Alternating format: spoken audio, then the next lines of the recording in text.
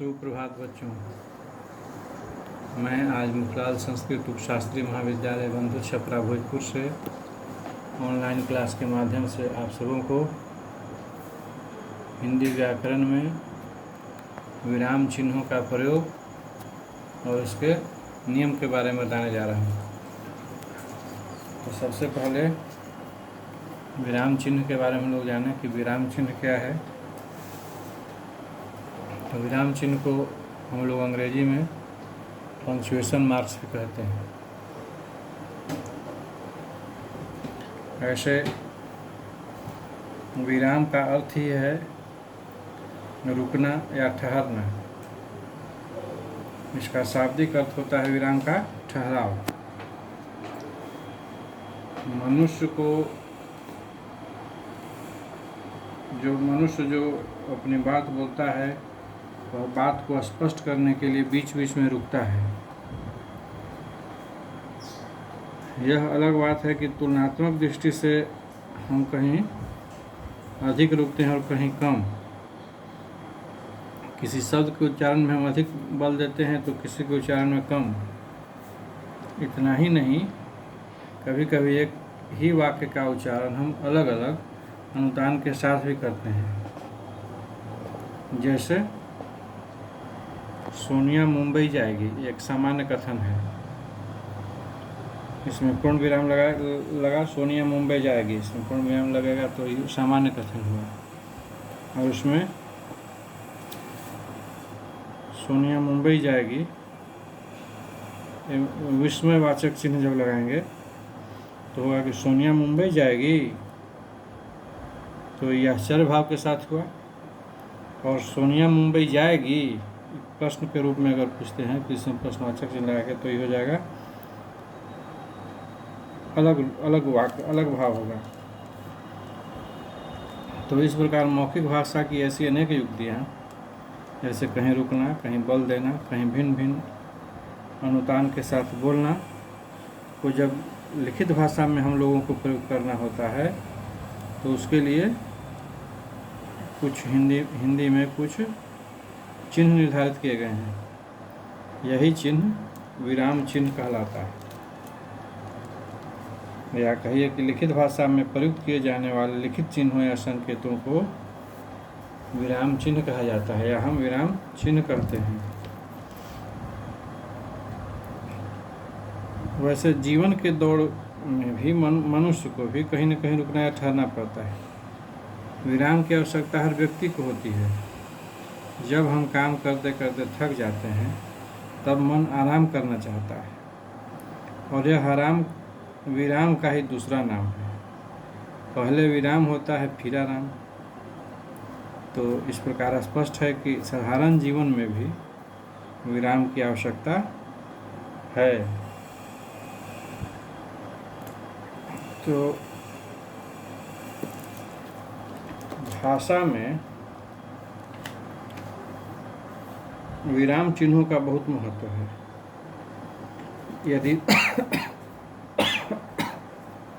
यदि सही विराम चिन्हों का प्रयोग न किया जाए तो कभी कभी अर्थ का अनर्थ भी हो जाता है।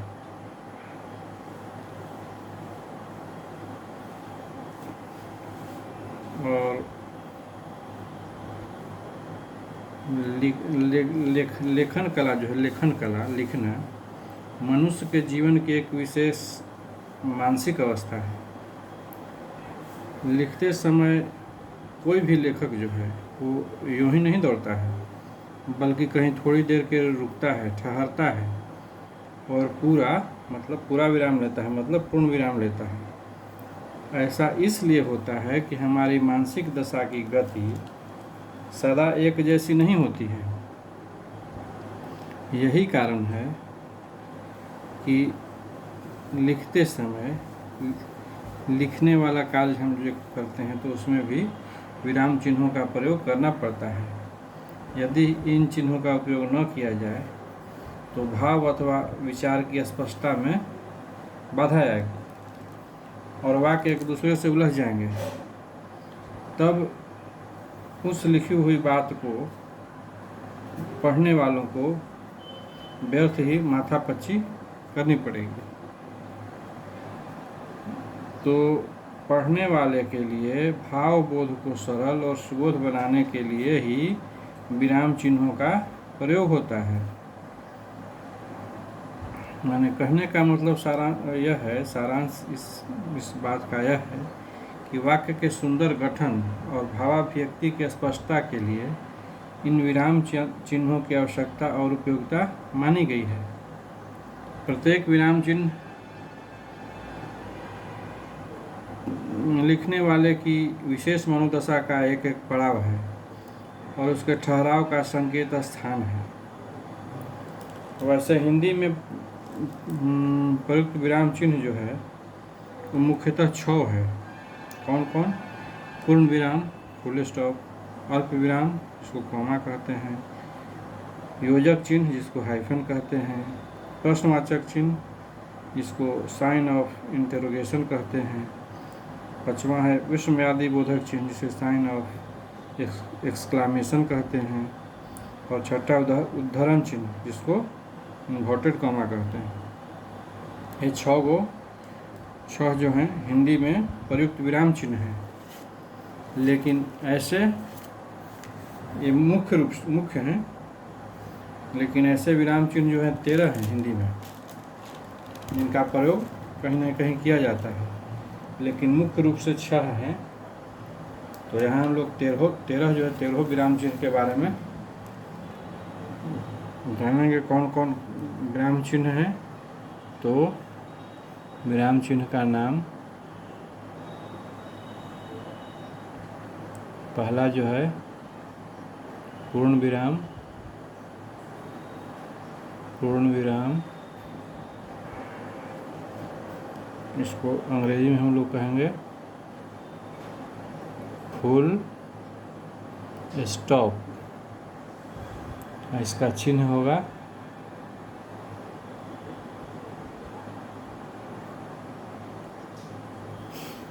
पूर्ण विराम का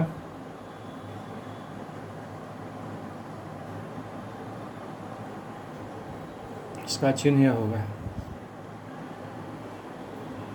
दूसरा अर्ध विराम,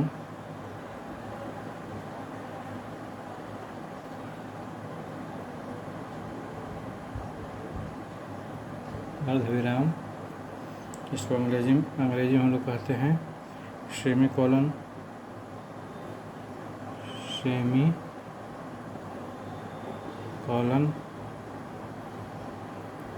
इसका चिन्ह है यह। तीसरा अल्प विराम,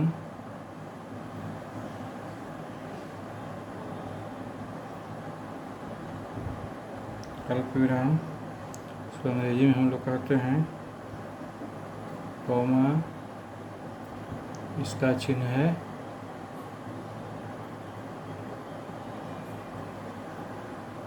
चौथा है उपविराम,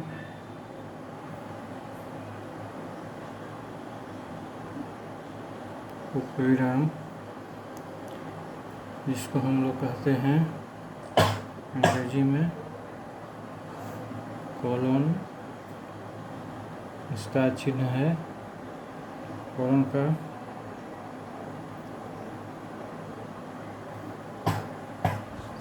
पांचवा है प्रश्नवाचक चिन्ह,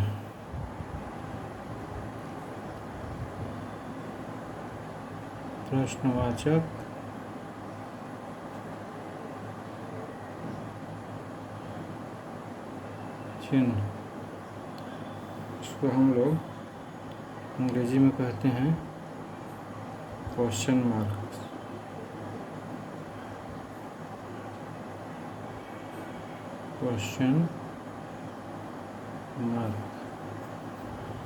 इसका चिन्ह होता है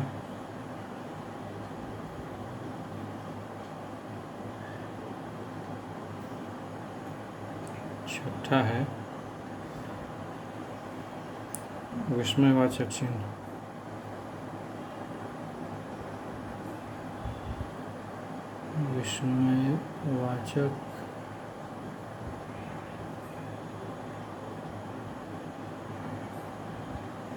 चिन्ह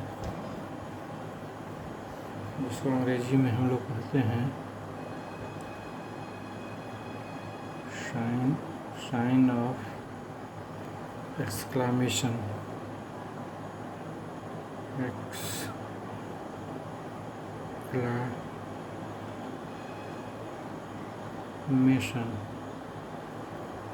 इसका चिन्ह है, विस्मयवाचक चिन्ह का है चिन्ह है।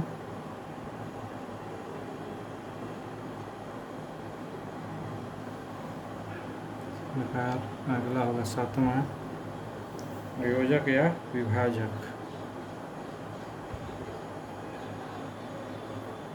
योजक या विभाजक, इसको हम लोग अंग्रेजी में कहते हैं हाइफन,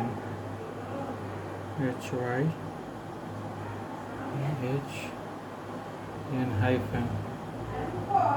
इसका चिन्ह है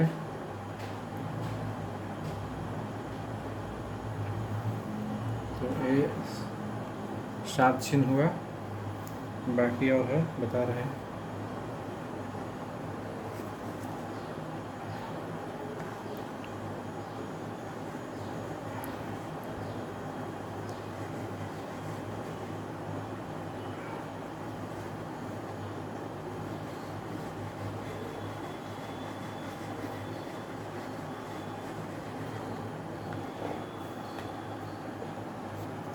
आठवां हुआ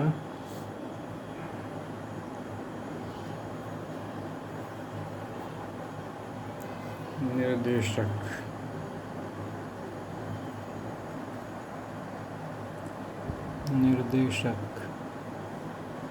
जिसको अंग्रेजी में हम लोग कहते हैं डैश का चिन्ह है, डैश का।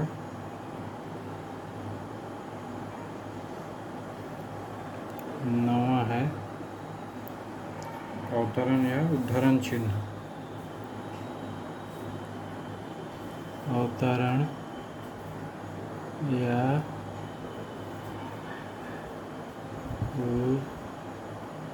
उद्धरण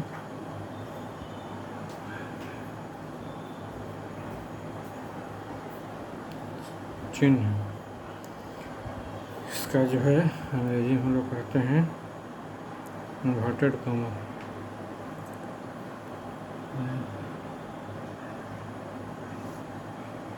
इन्वर्टेड कॉमा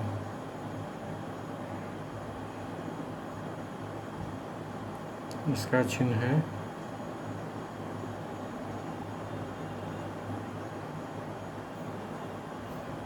इन्वर्टेड कॉमा। ऐसे नहीं आ रहा, इन्वर्टेड कॉमा में ऐसे, और ये हो जाएगा ऊपर से ऐसे, ये हुआ इन्वर्टेड कॉमा। 10वां हुआ विवरण चिन्ह। विवरण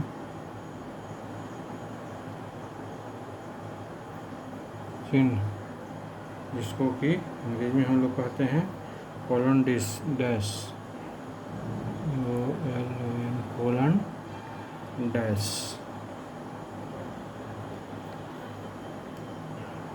इसका चिन्ह होता है ये कोलन डैश हुआ विवरण चिन्ह। 11वां होता है कोष्ठक। कोष्ठक जिसको कि अंग्रेजी हम लोग ब्रैकेट्स भी कहते हैं।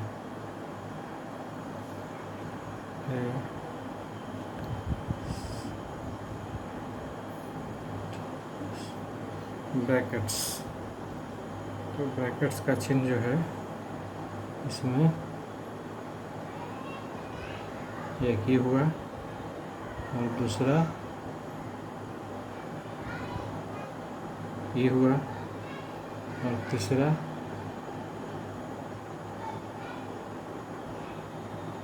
ये हुआ, ये 3 चिन्ह है इसमें। 11वां इसी प्रकार है 12वां हंस पद या त्रुटिपूर्वक।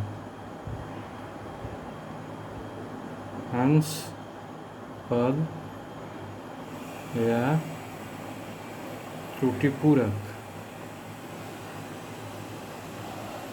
पद या त्रुटिपूरक, इसका चिन्ह है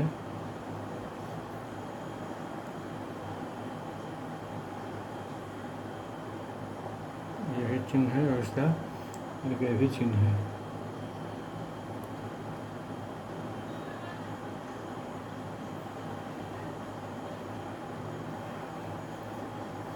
और अंत में 13वां सबसे लास्ट है लाघव चिन्ह।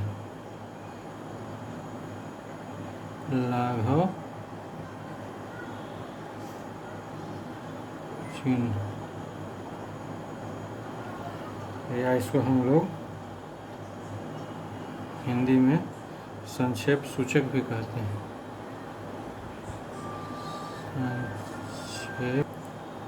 संक्षेप सूचक, संक्षेप सूचक भी कहते हैं, जिसको अंग्रेजी में हम लोग साइन ऑफ एब्रीविएशन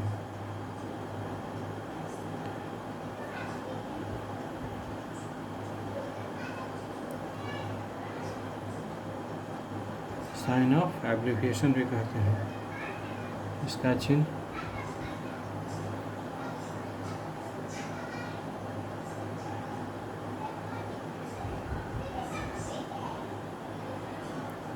यह होता है। तो यह जो है